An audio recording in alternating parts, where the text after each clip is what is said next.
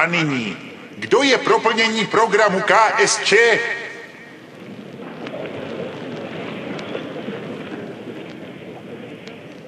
Kdo je pro plnění plánu na 150%?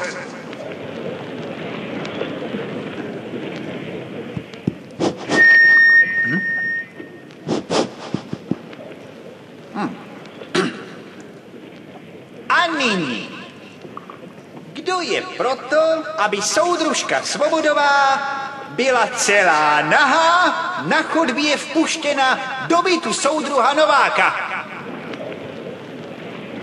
Soudruzi, kdo by ji nepustil? Soudruzi, vy jste úplní kokoti. Počkejte přece, tohle už je kinoautomat. Teď už můžete hlasovat, jak chcete. Kinoautomat. Jediná svobodná možnost volby v naší zemi. Již od 29. dubna 1967.